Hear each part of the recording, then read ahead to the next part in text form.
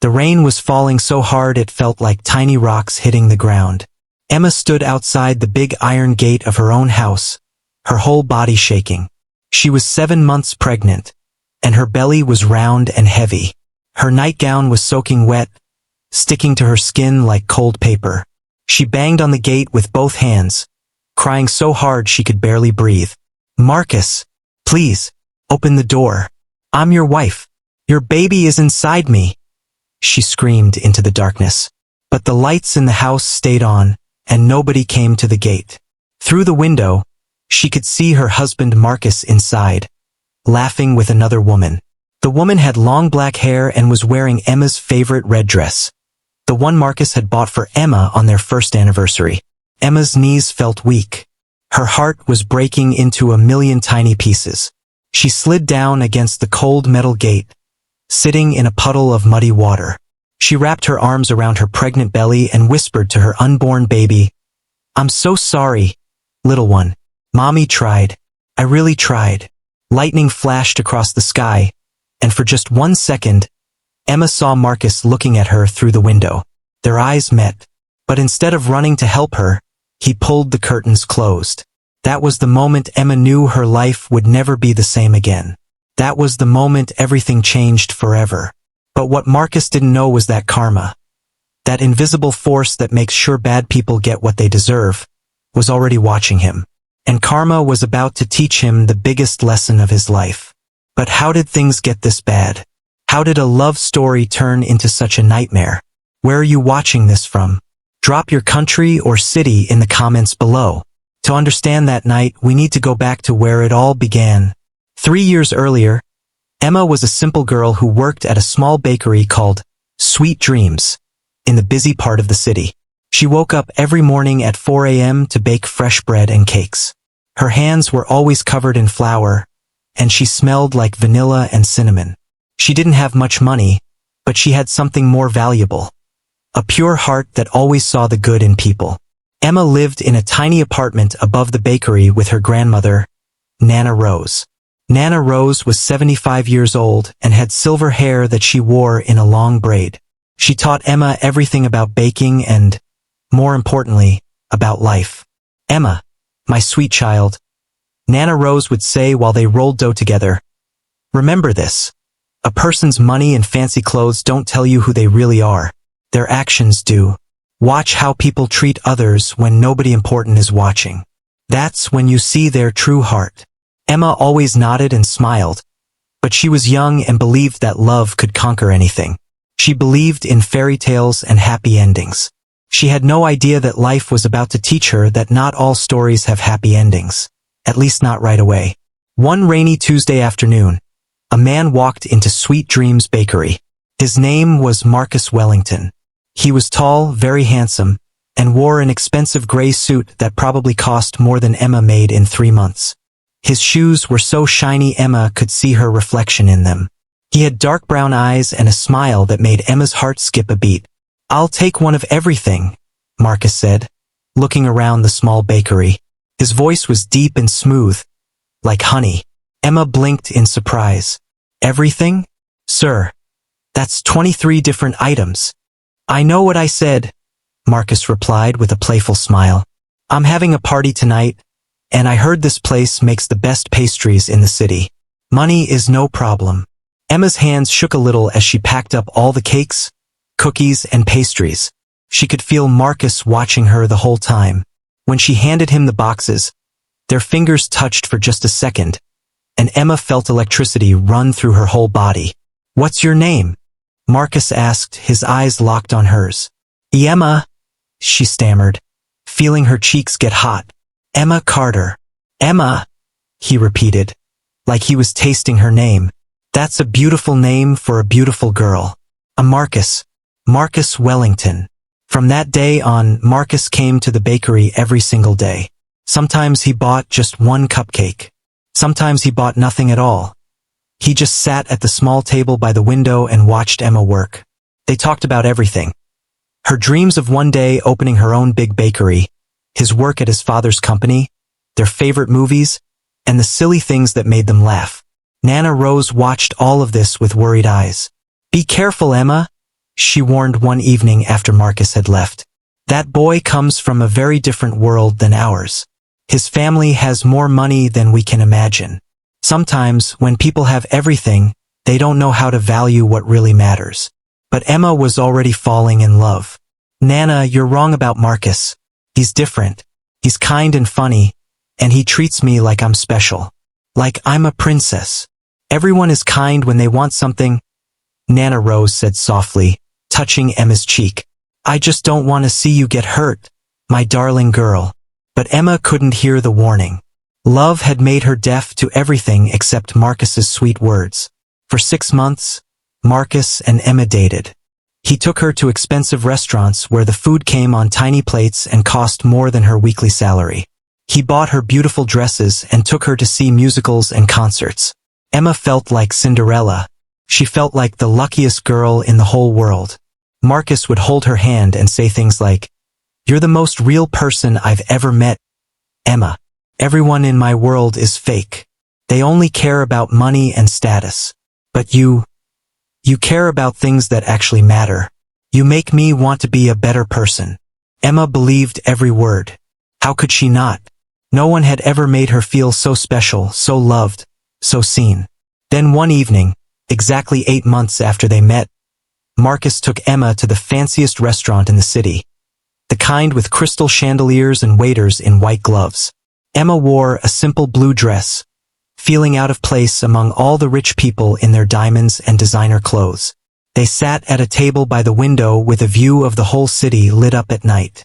It looked like a million stars had fallen to earth. "Emma," Marcus said, taking her hand across the table. His hand was shaking. "I need to tell you something." Emma's heart started beating fast. "What is it? Are you okay?" "I'm more than okay," Marcus said, and suddenly he was on one knee beside the table. The whole restaurant went quiet. Everyone was staring. "Emma Carter, you changed my life. Before you, I was just going through the motions, doing what my family expected. But you showed me what it means to truly live, to truly love. Will you marry me?" He opened a small velvet box, and inside was the most beautiful diamond ring Emma had ever seen. It sparkled like captured moonlight. Emma couldn't speak. Tears ran down her face. Finally, she whispered, "Yes, yes, 1,000 times yes." The whole restaurant erupted in applause. Marcus slipped the ring on her finger and kissed her right there, in front of everyone. Emma felt like she was floating on a cloud. This was it. Her fairy tale was coming true. But if Emma had looked more carefully at Marcus's face in that moment, she might have seen something flicker in his eyes. Something that wasn't quite love. Something that looked more like triumph. Like he had just won a prize. The engagement period was when small warning signs started appearing, like tiny cracks in a beautiful vase. But Emma was too happy to notice them. Marcus insisted they get married quickly, just 3 months after he proposed. "Why wait?" he said. "When you know, let's start our forever now." Emma wanted Nana Rose to help plan the wedding, but Marcus gently pushed her aside. "Let's hire a professional wedding planner," he said. "Your grandmother has done enough work in her life. Let her rest and just enjoy the day." It sounded thoughtful, but what it really meant was that Emma had no control over her own wedding. The wedding planner was a stern woman named Victoria who worked for Marcus's mother, Mrs. Patricia Wellington. Mrs. Wellington was a tall, thin woman who always wore pearls and looked at Emma like she was a stain on expensive carpet. At their first meeting, she barely shook Emma's hand.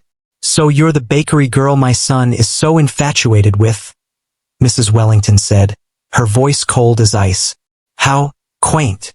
"It's nice to meet you, Mrs. Wellington," Emma said, trying to smile. "I'm so excited to be joining your family." "Are you?" Mrs. Wellington raised one perfectly shaped eyebrow. "Tell me, dear, what exactly do you bring to this marriage besides your charming personality?" Emma felt her face get hot. I love your son. Isn't that what matters?" Mrs. Wellington laughed, but it wasn't a happy sound. "Love? How adorably naive. In our world, dear child, marriage is a business arrangement. It's about building empires, forming alliances, preserving wealth. But I suppose someone from your background wouldn't understand that. Emma wanted to say something back, to defend herself, but Marcus stepped in. Mother, that's enough. Emma is going to be my wife, and I expect you to treat her with respect. Mrs. Wellington's smile was thin and sharp. Of course, darling. Whatever you say. But her eyes told Emma a different story. You will never truly belong in our world. That night, Emma told Marcus she was worried about his mother. She doesn't like me. I can feel it. Marcus pulled her close and kissed her forehead. Don't worry about my mother. She's old-fashioned and set in her ways. Once we're married and you give her grandchildren, she'll soften up. Promise. I won't let anyone hurt you, Emma. You're mine to protect. Those words, you're mine to protect, made Emma feel safe. But maybe she should have paid more attention to another word he used. Mine. Not we're partners or we're in this together. Just mine. Like Emma was a possession, not a person. The wedding was huge and expensive. More than 300 guests, most of whom Emma had never met. They were Marcus's business associates, his parents' friends, people from high society, who air-kissed each other and talked about vacations in Europe and their summer homes. Emma's side of the church was almost empty. Just Nana Rose, a few friends from the bakery, and her cousin Jenny, who had flown in from another state. Emma wore a wedding dress that cost $20,000. It was beautiful, covered in lace and pearls with a train so long it needed 3 people to carry it. But Emma felt like a doll being dressed up for someone else's show. This wasn't the simple, intimate wedding she had dreamed about as a little girl. As Emma walked down the aisle on her uncle's arm, her father had died when she was young. She looked at Marcus waiting for her at the altar. He looked handsome in his black tuxedo, but his face was strange. He was smiling, but the smile didn't reach his eyes. He looked almost bored, distant. But then the music swelled, and Emma was standing beside him, and the priest was talking about love and commitment, and Marcus was saying, I do. And then Emma was saying, I do. And suddenly she was kissing her husband and everyone was clapping, and the moment of doubt disappeared like smoke. At the reception, Emma barely saw Marcus. He was always across the room, shaking hands with important people, laughing at jokes Emma couldn't hear, drinking champagne with men in expensive suits. Emma sat at the head table, feeling lonely at her own wedding. Nana Rose came and sat beside her. Emma, sweetheart, are you happy? Of course, Nana, Emma said, but her voice sounded hollow even to her own ears. This is the happiest day of my life. Nana Rose studied her granddaughter's face for a long moment. It's not too late, you know? If something feels wrong. Nothing feels wrong, Emma interrupted. Maybe a bit too quickly. I'm just overwhelmed. It's a big day. I'm fine, Nana. Really. But she wasn't fine. Deep down, in a place Emma didn't want to look, she knew something was off. She just didn't want to admit it. Because if she admitted it, her fairy tale would crumble. And she had invested so much hope, so much love, so much of herself into this dream. So she smiled and cut the cake and danced the first dance with Marcus. And she ignored the voice in her head whispering that something was very, very wrong. After the wedding, Marcus and Emma moved into a huge house in the richest part of the city. The house had 8 bedrooms, a swimming pool, and a garden bigger than the entire building where Emma used to live. It was like a palace. For the first month, Emma tried to be the perfect wife. She cooked Marcus's favorite meals, even though they had a cook. She kept the house spotless, even though they had cleaning staff. She waited by the door every evening for Marcus to come home from work, ready with a smile and a kiss. But Marcus started coming home later and later. First it was 7 o'clock, then 8, then 9. Sometimes he didn't come home until midnight, smelling like perfume that wasn't Emma's and alcohol. I had business dinners, he would say, loosening his tie and walking past Emma without even looking at her. Important clients. You wouldn't understand. Emma tried to talk to him about her day, about the garden she wanted to plant, about maybe volunteering at a children's hospital. But Marcus would just nod absently while scrolling through his phone, not really listening. Marcus, Emma said one evening, touching his arm to get his attention. Can we talk? I feel like we never spend time together anymore. Marcus pulled his arm away, irritation flashing across his face. Emma, I'm tired. I worked hard all day to pay for this house. For your clothes. For everything. Can't you just be grateful instead of complaining? I'm not complaining, Emma said softly, hurt by his harsh tone. I just miss you. I miss us. There is no us to miss, Marcus snapped. There's me working hard to maintain our lifestyle, and there's you sitting at home all day doing nothing. Maybe if you had a real job, you'd understand how exhausting it is. Each word hit Emma like a slap. I can get a job. I wanted to work, but you said, forget it. Marcus interrupted, standing up. I'm going to bed. Don't wake me up. Emma sat alone in the huge, empty living room, feeling smaller than she'd ever felt in her life. This wasn't how marriage was supposed to be. Where was the man who used to bring her flowers? Who used to listen to her dreams? Who told her she made him want to be better? That man was gone. Or maybe he had never really existed at all.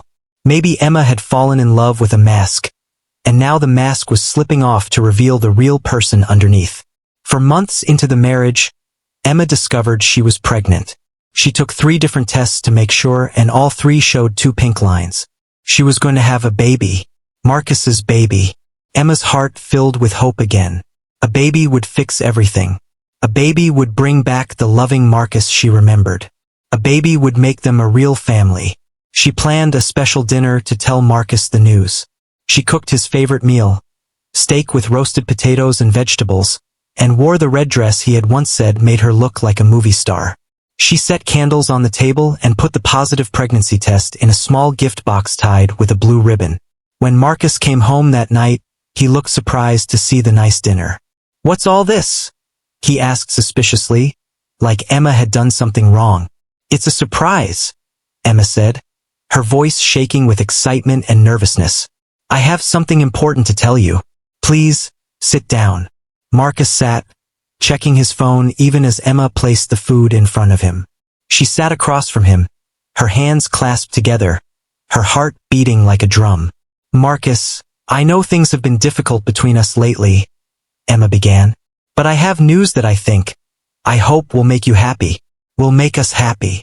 Marcus finally looked up from his phone, one eyebrow raised. What is it? Emma slid the small gift box across the table.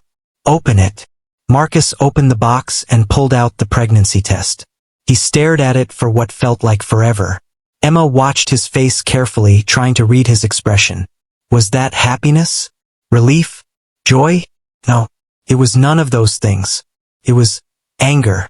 You're pregnant, Marcus said flatly, his voice completely empty of emotion. Yes, Emma said, trying to sound cheerful despite the cold feeling growing in her stomach. We're going to have a baby. Isn't it wonderful? We're going to be parents. Marcus slowly set the pregnancy test down on the table like it was something dirty. How far along? The doctor said about 6 weeks. Marcus, did you hear me? We're going to have a baby. I heard you, Marcus said coldly. He stood up from the table, his food untouched. I need some air. Wait, what? Emma stood too, confusion and hurt washing over her. Marcus, what's wrong? I thought you'd be happy. Marcus turned to face her, and the look in his eyes made Emma's blood run cold. There was no love there, no warmth, just ice. Happy? He laughed bitterly. Why would I be happy about this, Emma? A baby ties me down even more than this ridiculous marriage already has. Emma felt like he had punched her in the stomach. What are you saying? I'm saying this wasn't part of my plan, Marcus said cruelly. You weren't supposed to get pregnant this fast. I needed more time. Time for what? Emma whispered, tears starting to fill her eyes. But Marcus just grabbed his car keys and walked toward the door. I'm going out. Don't wait up. Marcus, please. Emma called after him. We need to talk about this. About our baby. But Marcus was already gone. The door slamming behind him so hard the pictures on the wall shook. Emma sank to the floor, her hand on her still flat belly, and cried until she had no tears left. This was supposed to be one of the happiest moments of her life. Instead, it felt like the beginning of the end. The months that followed were the loneliest of Emma's life. Her belly grew bigger and rounder, but Marcus seemed to grow more distant. He barely spoke to her. He barely looked at her. Some nights, he didn't come home at all. Emma called him sometimes, worried and scared. "Marcus, where are you? Are you okay?" "I'm at work," he would say shortly. "Stop checking up on me, Emma. It's suffocating." "I just worry about you," Emma said quietly. "And I need you here. The baby kicked today. Don't you want to feel it?" "Not particularly," Marcus replied coldly. "Look, I have to go. I'll be home when I'm home." Emma tried to talk to Mrs. Wellington about Marcus's behavior, hoping maybe his mother could help. But when Emma visited the Wellington family mansion, Mrs. Wellington just smiled that cold smile of hers. "Oh dear," Mrs. Wellington said, sipping her tea. "Are you and Marcus having problems? How unfortunate. But Emma, marriage is hard work, especially when two people come from such different backgrounds. Perhaps Marcus is just stressed about providing for a child. Money troubles, you understand." "But Marcus has plenty of money," Emma said, confused. "His job." "Does he?" Mrs. Wellington interrupted, her eyes sharp. Dear, you really should pay more attention to what your husband does. You might be surprised what you discover." Emma didn't understand what Mrs. Wellington meant, but the old woman wouldn't say anything more. Emma tried to talk to her old friends from the bakery, but Marcus had slowly isolated her from them over the months. "They're from your old life," he had said. "You're Mrs. Wellington now. You need to make friends appropriate to your new status." But Emma had never made friends with the rich women in Marcus's social circle. They looked at her designer maternity clothes, which Marcus insisted she wear, and still saw the bakery girl underneath. They invited her to lunches but didn't really talk to her. They smiled but didn't mean it. The only person Emma had was Nana Rose. She visited her grandmother twice a week, and Nana Rose would make her tea and hold her hand and tell her everything would be okay. "Leave him," Nana Rose said one afternoon, watching Emma wince as the baby kicked. "Emma, sweetheart, you don't have to stay with someone who treats you badly. Come back home. Live with me. We'll figure it out together." "I can't," Emma said, rubbing her swollen belly. "I made a commitment. I said vows. For better or worse. Remember, those vows work both ways," Nana Rose said gently. "He's supposed to love and cherish you too. Is he doing that?" Emma didn't answer because they both knew the truth. Emma was 7 months pregnant when she started noticing strange things. Marcus would come home smelling like expensive perfume. There were text messages on his phone that he quickly deleted when he saw Emma looking. He had scratches on his back that he claimed were from the gym. But Emma had been ignoring the signs because facing the truth was too painful. Until one night when the truth refused to be ignored any longer. It was raining hard that evening, the kind of rain that felt angry, like the sky itself was upset. Marcus had texted that he was working late again. Emma sat alone in the big house, feeling her baby move inside her, and suddenly she knew. She just knew. Something was very wrong. Emma called Marcus's office, and his assistant answered. "Oh, Mrs. Wellington," the assistant said, sounding surprised. "Mr. Wellington left the office 3 hours ago. He said he was going home." Emma's heart sank. She ended the call with shaking hands. If Marcus wasn't at work, where was he? Against every instinct telling her not to, Emma called Marcus's cell phone. It rang, and just when Emma thought it would go to voicemail, someone answered. But it wasn't Marcus. It was a woman's voice, young, breathless, giggling. "Hello? Who is this?" Emma felt like she couldn't breathe. "Where is Marcus? Who are you?" The woman laughed, and Emma could hear Marcus in the background saying, "Give me the phone, Vivian." Vivian. The name stabbed Emma's heart like a knife. "Oh my God." Vivian's voice came through the phone, no longer laughing. "Are you the wife? The pregnant one?" Before Emma could respond, she heard Marcus grab the phone. "Emma, it's not what you think." "Not what I think?" Emma's voice was shaking so hard she could barely speak. "Come home. Right now. We need to talk. I'm busy, Marcus said, and Emma could hear how drunk he was. We'll talk tomorrow. No, Emma shouted, surprising herself with her own loudness. You come home right now, Marcus Wellington, or I swear. You'll swear what?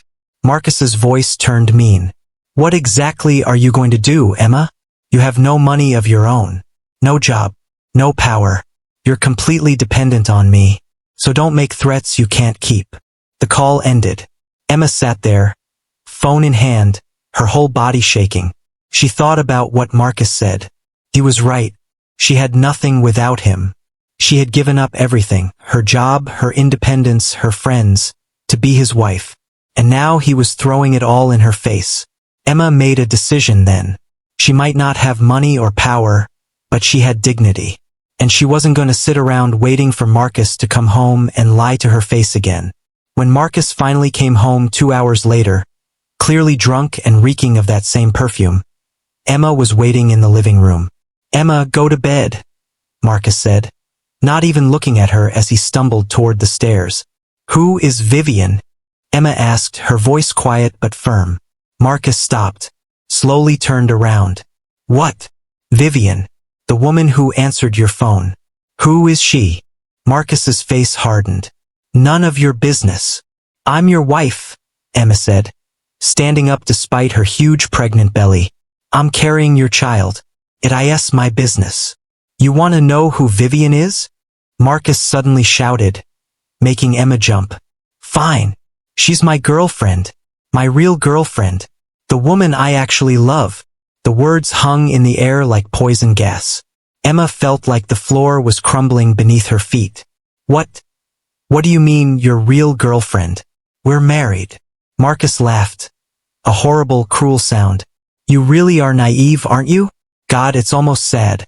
Did you really think I loved you, Emma? Did you really think I wanted to marry some nobody from a bakery? Each word was a stab to Emma's heart. Then why did you propose to me? Because, Marcus said, swaying slightly, his words slurred. My father said he'd only give me control of the company if I got married and settled down. He said I needed to prove I was responsible. He wanted me to marry some boring rich girl who'd be just like my mother. But I found a loophole, I just had to be married. He didn't specify to whom. Emma couldn't believe what she was hearing. So you married me just to get your father's company? Bingo! Marcus clapped his hands mockingly. See, you're not completely stupid. I needed a wife. Someone who wouldn't ask questions. Someone grateful enough to overlook my affairs. Someone simple enough to control. You were perfect. Poor little orphan girl.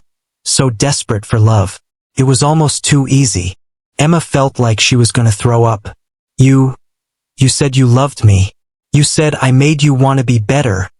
I'm an excellent actor, Marcus said with a cruel smile. I should have been in movies.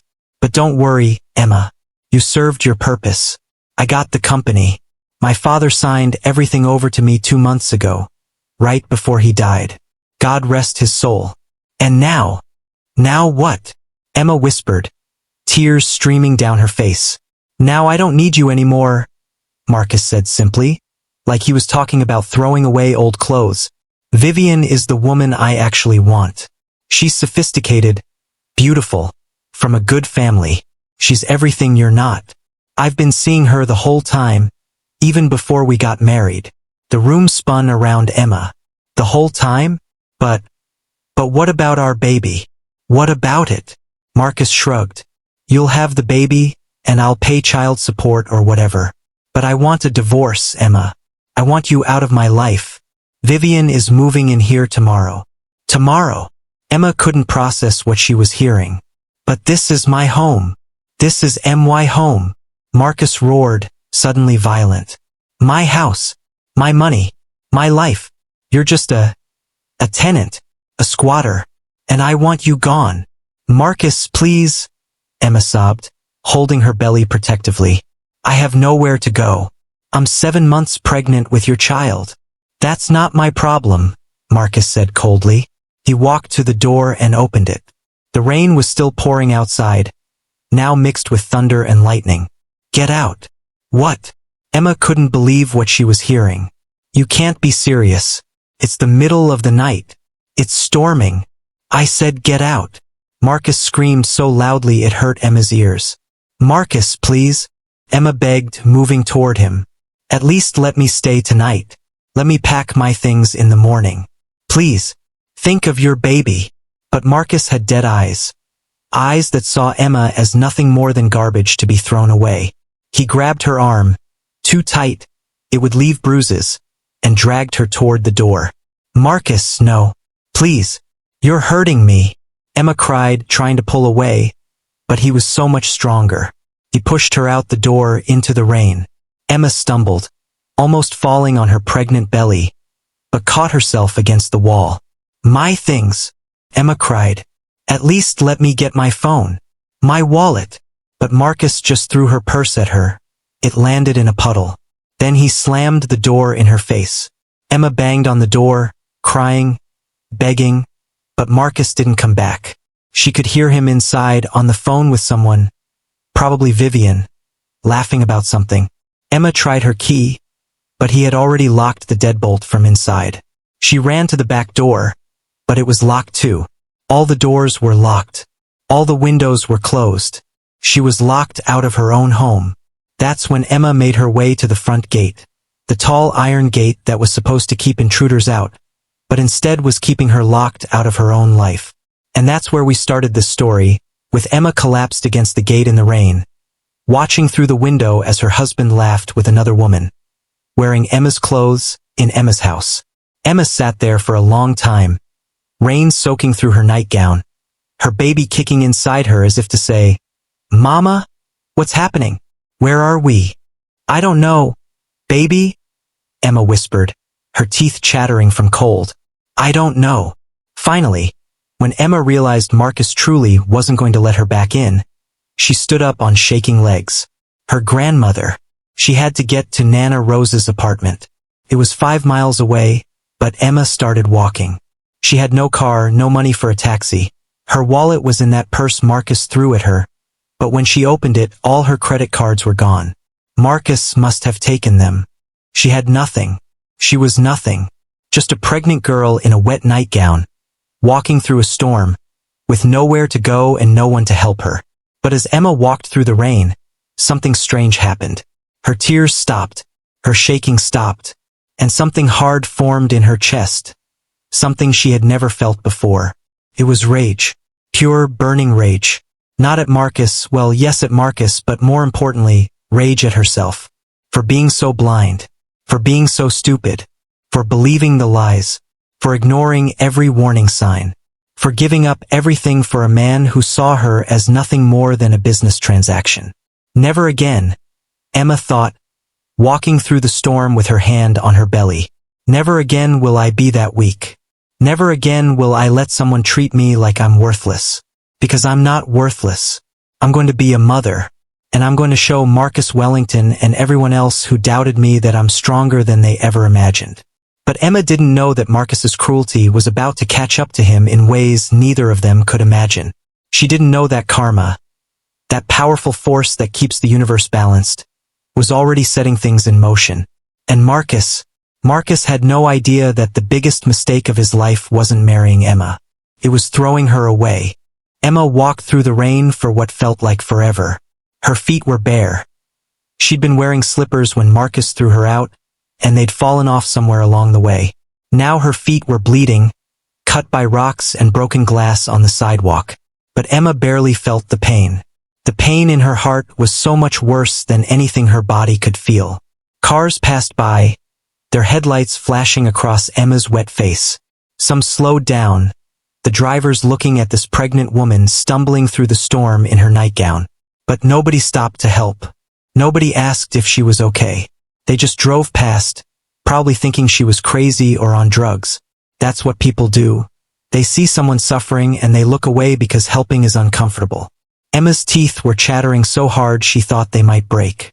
Her baby was kicking frantically inside her, probably scared by the cold and Emma's racing heartbeat. It's okay, little one, Emma whispered through blue lips. Mama's going to get us somewhere safe. I promise. After an hour of walking, or maybe it was 2 hours, Emma couldn't tell anymore. She finally reached Nana Rose's apartment building. It was an old building in a part of town that Marcus would have called shabby. The paint was peeling and some of the windows were cracked, but to Emma right now it looked like a castle. Emma's hands were shaking so badly she could barely press the buzzer for apartment 3B. She pressed it once, twice, 3 times. No answer. Panic rose in Emma's chest. Where was Nana Rose?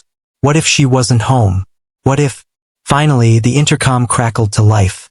Hello? Who's there? It was Nana Rose's voice, thick with sleep. Nana! Emma sobbed into the intercom. Nana, it's me. Please let me in. There was a pause, then the sound of the door buzzing open. Emma pushed through and stumbled up the 3 flights of stairs because the elevator was broken, as usual.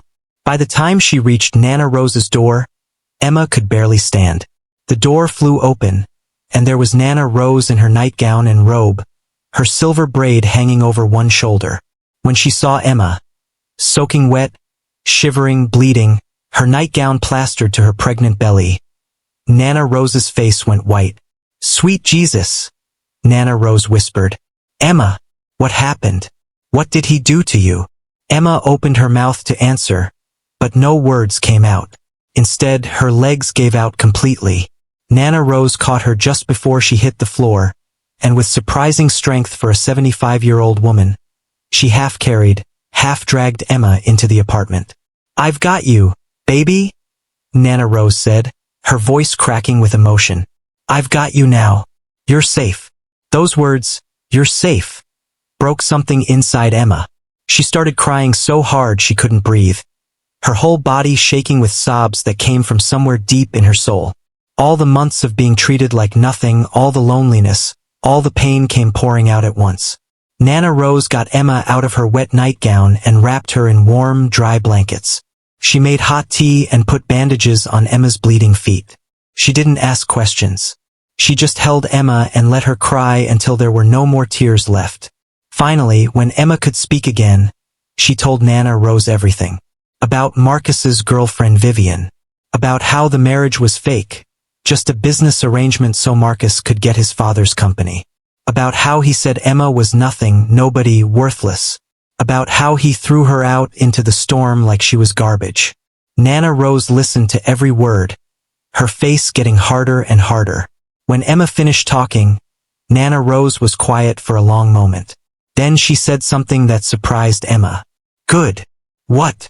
Emma looked at her grandmother in confusion. What do you mean, good? I mean good that he showed you his true colors now, Nana Rose said, her voice firm. Good that you're out of that house. Good that you're away from that evil man. Because now, Emma, you can start over. You can build a real life, your own life, not the fake life he was making you live.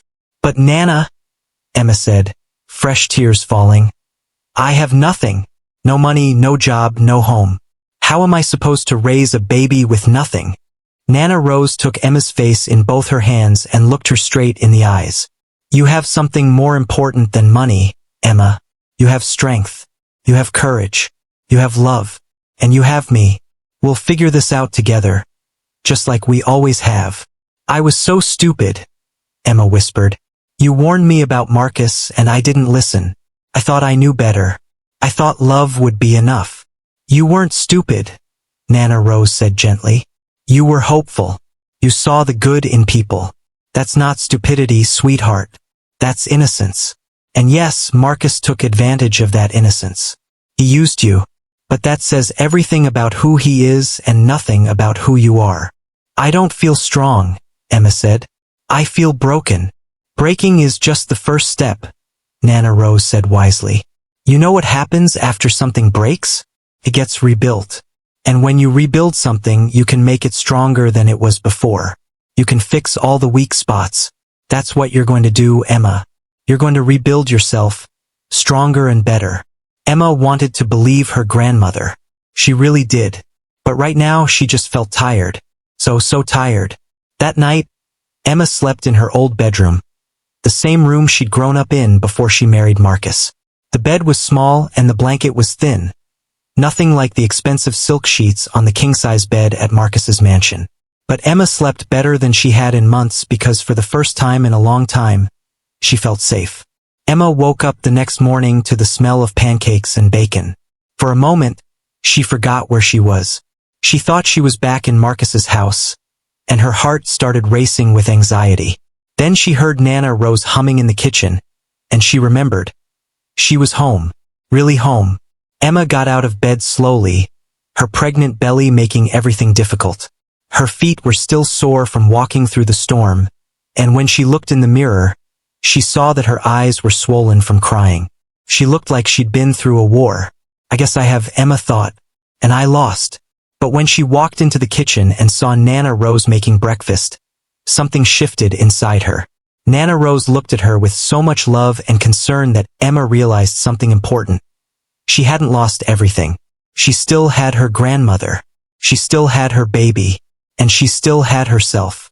"Sit down, sweetheart," Nana Rose said, putting a plate of pancakes in front of Emma. "You need to eat. You're eating for two now." Emma sat and took a bite of pancake.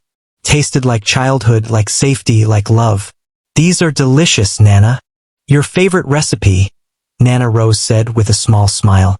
"The one your mother used to make before." She trailed off. Emma's mother had died when Emma was just 7 years old. Car accident. Sometimes Emma could barely remember her mother's face. "Nana," Emma said suddenly, "can I ask you something?" "Anything, baby." "When Grandpa left you," Emma paused. She'd never really talked about this before. "When he left you for that other woman when I was little, how did you survive? How did you not give up?" Nana Rose was quiet for a moment, her hands wrapped around her coffee cup. "I survived by remembering that his leaving wasn't about me. It was about him, about his weakness, his character flaws, his inability to appreciate what he had. And I survived by having something to live for. You. Your mother was sick, and you needed me. So I got up every morning and I kept going because giving up wasn't an option." "Do you ever regret not taking him back?" Emma asked. "He wanted to come back, didn't he? After the other woman left him." "He did want to come back," Nana Rose nodded. "Came crawling back with flowers and apologies. Said he made a mistake. Said he loved me. But you said no." "I said no," Nana Rose confirmed. "Because Emma, when someone shows you who they really are, when they hurt you and disrespect you and throw away your love like it's trash, you have to believe them. He made his choice. He chose her over me. That he regretted it later doesn't change what he did. Some things, once broken, can't be fixed. Some betrayals are too big to forgive." Emma felt something solidify in her chest. A hardness, a determination. "I'm not taking Marcus back." "Good," Nana Rose said firmly. "Even if he comes begging, and he might, once he realizes what he lost, you stay strong. Promise me." "I promise," Emma said, and she meant it. Whatever happened next, she would never go back to Marcus Wellington. That part of her life was over. After breakfast, Emma called her cousin Jenny, the only family she had besides Nana Rose. Jenny answered on the first ring. "Emma, oh my God. I've been trying to call you. Your phone's been going straight to voicemail." Emma looked at her purse, still wet from last night. She pulled out her phone and tried to turn it on. But it was dead. Water damage. "My phone broke," Emma said. "Jenny, I need your help." Emma told Jenny everything just like she'd told Nana Rose. And Jenny, who was a lawyer, got very quiet. Then she said 3 words that changed everything. "We're suing him." "What?" Emma said. "Jenny, I don't have money for a lawyer." "I'm your lawyer," Jenny interrupted. "And we're going to take Marcus Wellington for everything he's worth." "Emma, what he did? Marrying you under false pretenses, fraud, emotional abuse, throwing you out while pregnant. Do you have any idea how illegal that is?" "But he's rich," Emma said. "He has expensive lawyers. I can't fight him." "Yes, you can," Jenny said fiercely. "Emma, I specialize in family law. I've taken down richer men than Marcus Wellington. Trust me, by the time I'm done with him, he'll regret the day he ever hurt you." For the first time since last night, Emma felt a tiny spark of hope. "Okay," she said. "What do I need to do?" While Emma was planning her next move with Jenny, Marcus was waking up with the worst hangover of his life. His head was pounding. His mouth tasted like something died in it. And when he opened his eyes, bright sunlight stabbed into his brain like knives. He groaned and rolled over, and that's when he saw her, Vivian, lying next to him in Emma's bed, wearing Emma's nightgown. Vivian was beautiful, tall, thin, with long black hair and perfect makeup even first thing in the morning. She looked like a model. She looked like everything Marcus thought he wanted. "Good morning, handsome," Vivian purred, running her finger down Marcus's chest. "Last night was amazing. I'm so glad that girl is finally gone. Now we can really be together." Marcus's stomach twisted. "Yeah," he said, but his voice sounded hollow even to his own ears. "I'm thinking we should redecorate," Vivian continued, looking around the bedroom. "This whole house is so boring, so plain. It screams, poor person trying to look rich. We need to make it more sophisticated. I'm thinking we rip out all this furniture and start over. Maybe go with an all-white theme. Very modern. Very us." Marcus sat up, his head pounding. "That furniture cost $30,000. "Exactly," Vivian said. "Only 30,000? Marcus, we need furniture that costs at least 100,000 per piece. We need to show people who we are, power couple, society elite. Oh, and I invited some friends over tonight. About 50 people. We're going to throw a party to celebrate our new life together."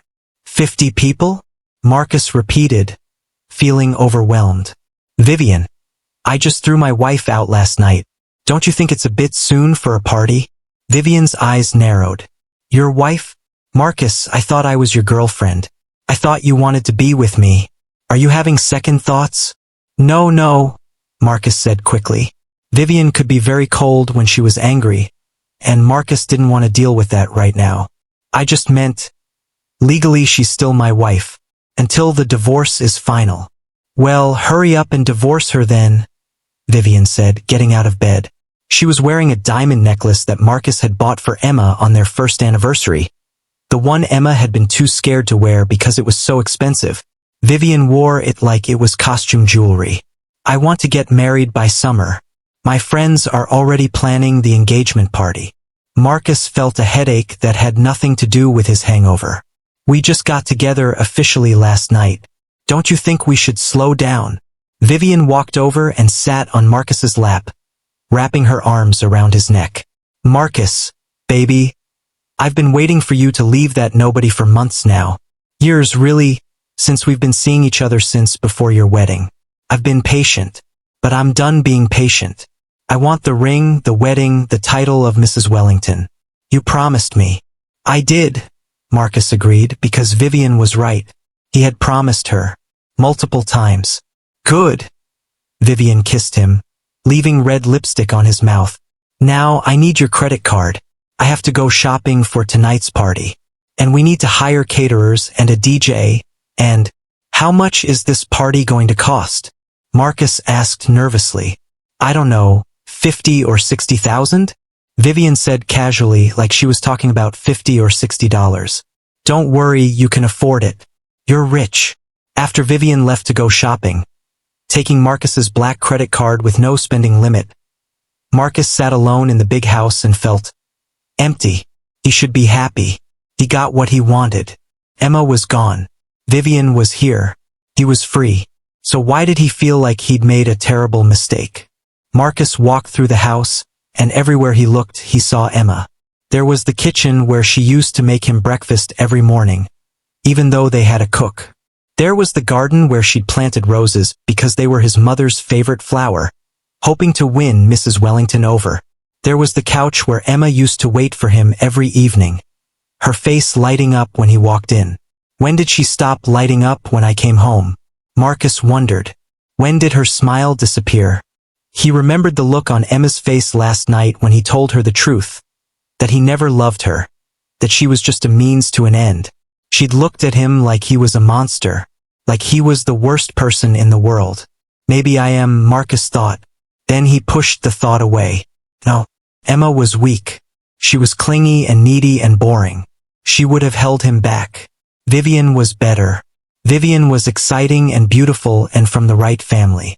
Vivian was the right choice. But if that was true, why did Marcus feel so awful? That night, Marcus's house was filled with people, Vivian's friends, mostly. Rich, beautiful people wearing expensive clothes and drinking expensive champagne. Music pounded through the house so loud the windows shook. Someone broke a vase that cost $5,000, and everyone laughed. Marcus stood in the corner, drink in hand, watching Vivian work the room. She was in her element, laughing, flirting, being the center of attention. She introduced Marcus to people as my boyfriend, Marcus Wellington. Yes, that Wellington family. He just got rid of his starter wife. So sad. Really? But these things happen. Starter wife. That's what Vivian called Emma. Like Emma was a practice run. Like Emma wasn't a real person with real feelings. Marcus, one of Vivian's friends, a man named Chad with 2 white teeth and too much hair gel, clapped Marcus on the shoulder. Dude, congrats on the upgrade. I saw pictures of your ex-wife. I mean, she was cute in a plain Jane kind of way, but Vivian? Vivian is a knockout. You definitely traded up. Thanks, Marcus said. But the word tasted sour in his mouth. Is it true she was a baker or something? Another friend, a woman named Skylar, asked. Like she made cakes for a living? Oh my God. That's so quaint. She worked at a bakery, yes, Marcus said stiffly. How did you even meet her? Skylar laughed. Did you order a cake and fall in love? That's like something from a movie. Everyone laughed. They were laughing at Emma, at her job, her background, her life. And Marcus realized that he used to talk about Emma the same way to these people.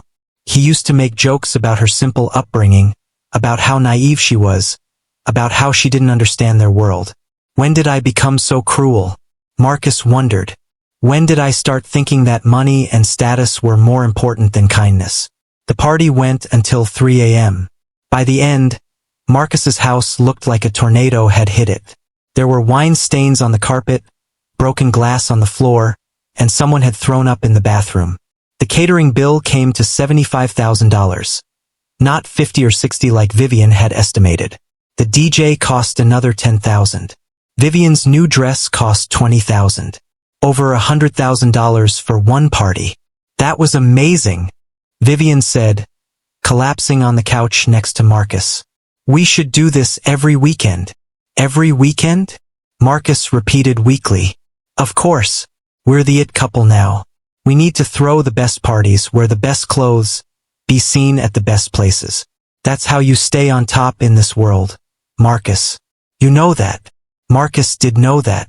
That's how he'd been raised. Image was everything. Appearances mattered more than reality. That's what his mother had always taught him. But for the first time in his life, Marcus wondered if maybe that was wrong. Maybe there were things more important than image. Like the way Emma used to look at him. Like he was her whole world. Like the feeling of coming home to someone who was genuinely happy to see you. Like having someone who loved you for who you were, not for what you could buy them. Marcus. Vivian waved her hand in front of his face. Hello? Earth to Marcus? Did you hear what I said? What? I said I need another $50,000. I maxed out your credit card today, and I have more shopping to do tomorrow. The Wellington Summer Gala is in 2 months, and I need a new dress for every event leading up to it. Plus jewelry, shoes, a handbag. $50,000? Marcus said. Vivian. You spent $100,000 today already. Vivian's face got cold. That look she got when she didn't get her way.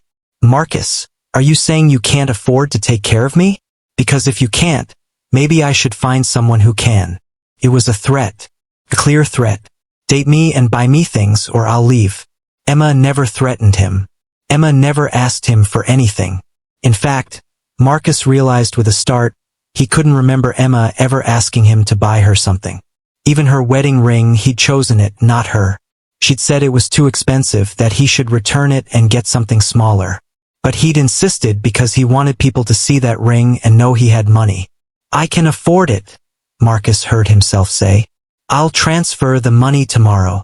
Thank you, baby. Vivian kissed his cheek, leaving another lipstick mark. You're the best. I'm going to bed. Clean up this mess. Would you? I can't sleep with the house looking like this. And she went upstairs, leaving Marcus alone with the destruction of the party. Marcus looked around his trashed house and felt something crack inside his chest. This wasn't what he wanted. This wasn't happiness. This was empty, hollow, meaningless. What have I done? Marcus thought. What have I done? While Marcus was slowly realizing his mistake, Emma was putting her life back together piece by piece. The first thing Jenny did was file for divorce on Emma's behalf, along with a lawsuit for fraud, emotional distress, and unlawful eviction. The papers were served to Marcus 1 week after he threw Emma out. Marcus called Emma's phone, forgetting it was broken dozens of times. When that didn't work, he showed up at Nana Rose's apartment. Nana Rose answered the door with her arms crossed and a look on her face that could have frozen fire. What do you want? I need to talk to Emma, Marcus said. He looked terrible, like he hadn't slept in days. There were dark circles under his eyes, and his expensive suit was wrinkled. Please, Mrs. Carter. It's important. Now you want to talk, Nana Rose said coldly. Not when you threw my pregnant granddaughter out into a storm. Not when you told her she was worthless. But now, when there are lawyers involved, suddenly you want to talk. I made a mistake, Marcus started. You made a lot of mistakes, Nana Rose interrupted. And now you're going to pay for them. Emma doesn't want to see you. And even if she did, I wouldn't let you near her. You lost that right when you abused her. I never hit her, Marcus protested. There are many ways to abuse someone, Nana Rose said. You didn't hit her with your fists. You hit her with your words, your cruelty, your indifference. You made her feel small and worthless. You broke her heart. In some ways, that's worse than physical abuse because those scars don't show on the outside. They live inside, where no one can see them. Marcus looked like he'd been slapped. I didn't mean. Yes, you did, Nana Rose said. You meant every word. You wanted to hurt her, and you succeeded. Now leave. If you try to contact Emma again, we'll get a restraining order. The door closed in Marcus's face. Meanwhile, Emma was making changes. With Nana Rose's help, she enrolled in online business classes at the community college. She couldn't go to regular classes because her baby was due in 2 months, but she could study from home. What are you studying for? Nana Rose asked one evening, watching Emma surrounded by textbooks. I'm learning about business management, accounting, and marketing, Emma said, her eyes bright with determination. When the baby comes, I'm going to start my own bakery. A real bakery. Not just working for someone else, but my own business. I'm going to call it Fresh Start Bakery. Because that's what this is for me and the baby. A fresh start. Nana Rose's eyes filled with tears. Your mother would be so proud of you. I'm proud of me, Emma said. And she realized it was true. For the first time in her life, Emma was proud of herself. Not because of what a man thought of her, not because of how pretty she looked or how well she could please others, but because she was fighting. She was surviving. She was building something real. Jenny came over twice a week to update Emma on the divorce proceedings. Marcus was fighting it, which was stupid because he was the one who wanted the divorce in the first place. But apparently, Vivian had expensive tastes, and Marcus was starting to realize how much money she cost him. The lawsuit was making things worse. If Emma won, and Jenny was confident she would, Marcus would owe Emma millions. He's trying to claim he has no money, Jenny told Emma one afternoon. Can you believe it? Marcus Wellington, heir to a fortune, claiming poverty. His lawyers are hiding assets, moving money around. But I have a forensic accountant on the case. We're going to find every penny he's hiding. I don't want his money, Emma said quietly. Yes, you do, Jenny said firmly. Emma, listen to me. That money isn't about revenge. It's about justice. Marcus used you. He lied to you. He hurt you. The law says he has to pay for that. More importantly, you have a baby coming. That baby deserves financial security. Don't let your pride, or your lingering feelings for Marcus get in the way of what's right. I don't have lingering feelings for Marcus, Emma protested. Jenny gave her a look. Are you sure? Because you won't let me say anything bad about him. You keep making excuses for his behavior. He was stressed. He didn't mean it. He was drunk. Emma, at some point you have to stop defending the man who hurt you. Emma was quiet for a long moment. Then she said, You're right. I do still have feelings for him. But they're not love. They're grief. I'm grieving the man I thought he was. The man I fell in love with. But that man never existed. Marcus showed me a mask, and I fell in love with the mask. Now I'm grieving something that was never real. That's actually very wise, Jenny said softly. You're further along in your healing than I thought. As Emma was rising, Marcus was falling. And he was falling fast. The lawsuit became public knowledge, and suddenly Marcus was in the news. Not in a good way. Wellington heir accused of marriage fraud, one headline read. Billionaire throws pregnant wife out in storm, said another. Rich man's cruelty. The story of Emma Wellington was the title of a viral social media post that got millions of views.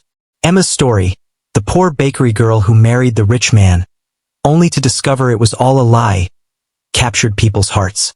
Everyone was on Emma's side. Everyone thought Marcus was a monster. Marcus's business started suffering. The Wellington Company had always relied on its good reputation. But now that reputation was destroyed. Clients canceled contracts. Investors pulled out. The company's stock price dropped by 40% in 1 week. Mrs. Wellington called Marcus into her office. Yes, she still had an office at the company her late husband had built. She looked at Marcus with cold, disappointed eyes. You've destroyed everything your father spent 50 years building, she said. All because you couldn't keep your affair quiet. All because you were cruel to some girl who didn't deserve it. Mother, I can fix this, Marcus started. No, you can't, Mrs. Wellington interrupted. The board of directors took a vote. You're being removed as CEO, effective immediately. What? Marcus couldn't believe what he was hearing. You can't do that. Father left the company to me. Father left you controlling shares, Mrs. Wellington corrected. But the board can still vote you out of daily operations. And they did. Unanimously. You're still a shareholder. You'll still receive dividend payments. But you have no decision-making power anymore. Marcus felt like the floor was falling out from under him. This is because of Emma? Because of the lawsuit? This is because you lack character, Mrs. Wellington said coldly. Your father thought marriage would mature you. Instead, you chose the worst possible woman to marry, not because Emma was bad, but because you had no intention of honoring your vows. You lied to everyone, including your own father. And now we're all paying the price for your selfishness. I thought you'd be happy, Marcus said desperately. You never liked Emma. You thought she wasn't good enough for me. I didn't like Emma because she came from nothing, Mrs. Wellington admitted. I'm a snob, Marcus. I freely admit it. But at least I'm an honest snob. You're a liar and a manipulator. You made that girl believe you loved her, and then you threw her away like trash. That's not snobbery. That's cruelty. And I raised you better than that, or at least I thought I did. The disappointment in his mother's voice hurt worse than any punishment. Marcus left her office feeling smaller than he'd ever felt in his life. Things got worse when Marcus went home that evening. Vivian was waiting for him, and she was angry. Why am I seeing all over social media that you're broke? Vivian demanded. People are saying the company fired you. They're saying we have no money. We have plenty of money, Marcus said wearily. I still have my trust fund, and I still get dividends from the company. We're not broke. But you're not CEO anymore? No. So you're not powerful anymore. You're not important. Vivian said this like it was the worst thing in the world. Marcus, I didn't sign up to date a nobody. I dated you because you were Marcus Wellington, CEO, heir to a fortune. Now you're just Marcus Wellington, unemployed scandal. I'm still rich, Marcus protested. But you're not respected, Vivian said. And that matters, Marcus. In our world, reputation is everything. You don't have a reputation anymore. You're a joke. Which makes me a joke by association. So what are you saying? Marcus asked, though he already knew. I'm saying I think we should take a break, Vivian said, examining her perfectly manicured nails. Just until this all blows over. Once everyone forgets about the lawsuit and the scandal, we can get back together.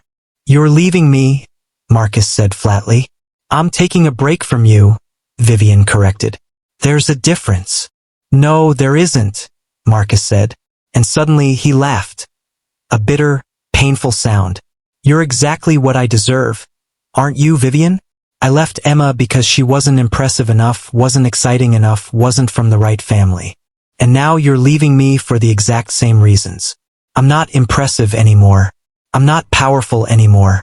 I'm not the right man to be seen with. Vivian shrugged. That's life, Marcus. You're rich, so you'll find someone else. But it's not going to be me. Not right now anyway. She left that night, taking all the jewelry Marcus had bought her, all the designer clothes, and even some of the furniture she'd insisted they buy. When she was gone, Marcus sat in his huge, empty house and felt the full weight of his choices. Emma was right to love me, he thought. Even knowing I came from money, even knowing who my family was, she loved me anyway. She loved me when I had nothing to offer but myself. And I threw that away for Vivian, who only wanted me for my money and status. For a lifestyle that turned out to be hollow. Marcus went to the liquor cabinet and poured himself a drink. Then another. Then another. He drank until the room spun, until his thoughts blurred, until he couldn't feel the pain anymore. But the pain was still there when he woke up. Pain doesn't disappear just because you're drunk. 2 weeks after Vivian left, Emma went into labor. It was 2 a.m. when her water broke, and Nana Rose rushed her to the hospital in a taxi because they couldn't afford an ambulance. The labor was long and difficult. Emma was in pain for 14 hours, squeezing Nana Rose's hand so hard she left bruises. But finally, she heard it, the most beautiful sound in the world. Her baby crying. It's a girl, the doctor said, placing the tiny, perfect baby on Emma's chest. Congratulations, Mama. She's healthy and beautiful. Emma looked down at her daughter and felt love so powerful it hurt. This tiny person, with Emma's nose and Marcus's dark hair, was perfect. Absolutely perfect. Hello, my sweet baby? Emma whispered, tears streaming down her face. I'm your mama, and I promise you, I will never let anyone hurt you the way I was hurt. I will teach you to be strong.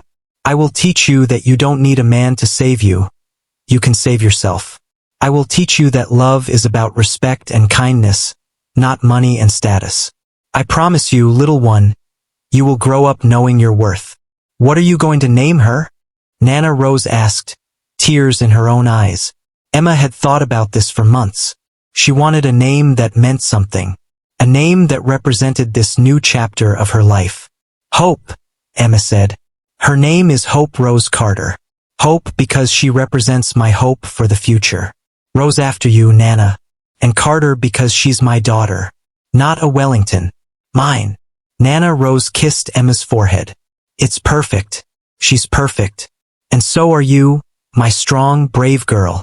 That same night, while Emma was holding Hope for the first time, Marcus was sitting in his mansion, alone and drunk, scrolling through social media on his phone. That's how he found out. A friend had shared a post from the hospital announcing the birth of Hope Rose Carter. Marcus stared at the photo. Emma, looking tired but radiant, holding a tiny baby wrapped in a pink blanket. Emma was smiling, really smiling, in a way Marcus hadn't seen in months, maybe years. She looked happy, truly happy, and Marcus felt something break inside his chest. That was his daughter, his child, and he wasn't there. He wasn't invited. He had no right to be there because of the choices he'd made. Marcus tried to call the hospital, but they wouldn't let him through. Emma had put him on a no-contact list. He tried to call Jenny, but she'd blocked his number. He tried to go to Nana Rose's apartment, but the building security wouldn't let him up. He was completely shut out of Emma's life, out of his daughter's life, and it was entirely his own fault. Marcus went home and did something he hadn't done since he was a little boy. He cried. He cried for Emma. He cried for the daughter he'd never hold. He cried for the man he used to be, or could have been, if he hadn't been so selfish, so shallow, so cruel. "I'm sorry," Marcus whispered to the empty house. "Emma, I'm so sorry. For everything. For all of it. You deserved so much better than me." But sorry wasn't enough. Sorry couldn't undo the pain he'd caused. Sorry couldn't bring back the love he'd destroyed. Karma had taught Marcus its lesson. And that lesson was this: when you throw away something precious because you don't recognize its value, you don't get it back. You just get to live with the knowledge of what you lost. Marcus Wellington had everything. Money, status, a beautiful house, expensive cars, all the things society said mattered. But he had nothing that actually mattered. No love, no family, no real friends, no respect, no peace. He was rich and powerful and completely alone. And Emma? Emma had very little money. She lived in a tiny apartment with her grandmother. She had a newborn baby to care for and a divorce to finalize and a business to start. But Emma had something Marcus would never have again. She had hope. Real hope. Hope that the future would be better. Hope that she and her daughter would build a beautiful life together. Hope that love, real love, still existed in the world, and someday she might find it again. As Emma nursed baby Hope that first night, looking down at her daughter's perfect little face, she whispered, "We're going to be okay, little one, better than okay. We're going to be happy." Because happiness doesn't come from big houses or expensive jewelry or impressing other people. It comes from this, from love, from family, from knowing who you are and what you're worth. Baby Hope yawned and curled her tiny fingers around Emma's thumb, and Emma felt peace wash over her like warm water. Marcus had chased his pregnant wife out into the storm, thinking he was getting rid of a problem, thinking he was freeing himself to live the life he really wanted. But karma was waiting for him. Karma came in the form of a girlfriend who only wanted his money. Karma came in the form of a destroyed reputation. Karma came in the form of losing his company, his power, his status. Karma came in the form of realizing too late what he'd thrown away. And the cruelest part of karma's lesson? Marcus had to live with the knowledge that somewhere in the city, Emma was happy without him. Emma was thriving without him. Emma had moved on and built a life where he was nothing more than a bad memory. A lesson learned, a mistake corrected. He wanted to be free of her, and he got his wish. She was completely, totally free of him. And that freedom was killing him. 6 months after Hope was born, Emma's divorce was finalized. The judge ruled in Emma's favor on every count. Marcus had to pay Emma $3 million for fraud and emotional distress. He had to pay child support, $50,000 a month until Hope turned 18. And he lost all parental rights because he'd abandoned his child. Emma took that money and did exactly what she said she would. She opened Fresh Start Bakery. It was small, just a little shop in a modest neighborhood, but it was hers. Every cupcake, every loaf of bread, every wedding cake that came out of that kitchen was made with Emma's own hands. The bakery became successful not because Emma advertised, but because word spread. People heard the story of the strong single mother who'd survived a cruel husband and built something beautiful from the ashes of her pain. They came to the bakery to support her. And they stayed because the food was incredible. Emma hired 3 employees, all single mothers like herself, and paid them well. She made sure they had good benefits and flexible schedules so they could take care of their kids. Fresh Start Bakery wasn't just a business. It was a community. Hope grew into a happy, healthy baby who smiled all the time and had Emma's kind eyes. Nana Rose helped take care of Hope while Emma worked, and the 3 of them, Emma, Hope, and Nana Rose, were a family.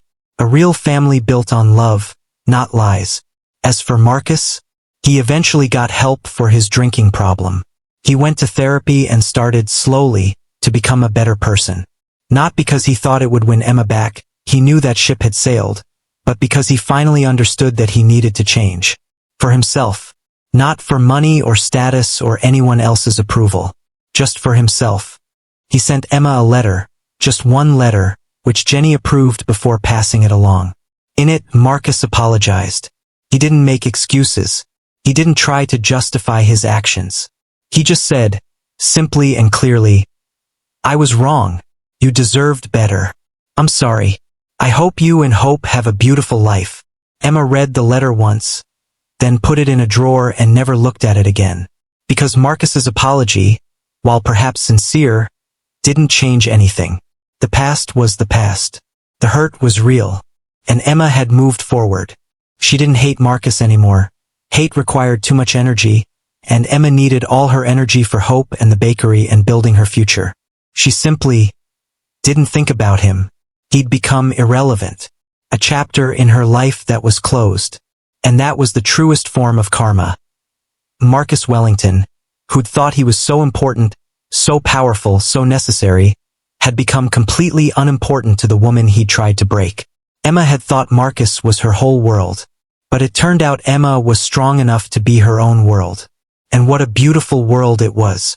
And so we end our story where it truly begins, with Emma and Hope starting their new life together, with Marcus living with the consequences of his cruelty, with karma having taught its lesson to everyone involved.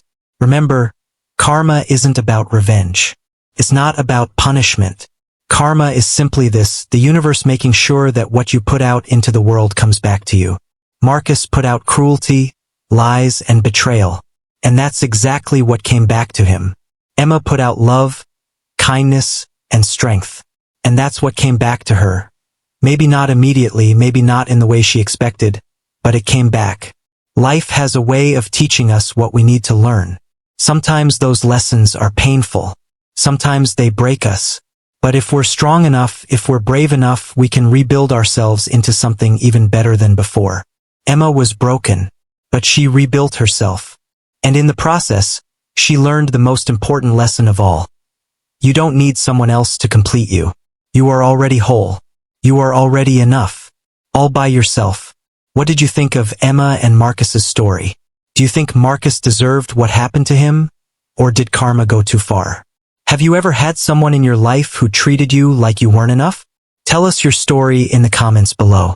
And if this story touched your heart, if it made you think or feel or realize something important about your own life, please subscribe to this channel to support our growth. Your subscription helps us bring you more stories like this. Stories about real people, real struggles, and real triumph. Hit that subscribe button and the notification bell so you never miss our next story. Thank you for watching, and remember, no matter what you're going through right now, no matter how broken you feel, you have the strength to rebuild. Just like Emma did. Just like you can too. Until next time, stay strong, stay kind, and know your worth.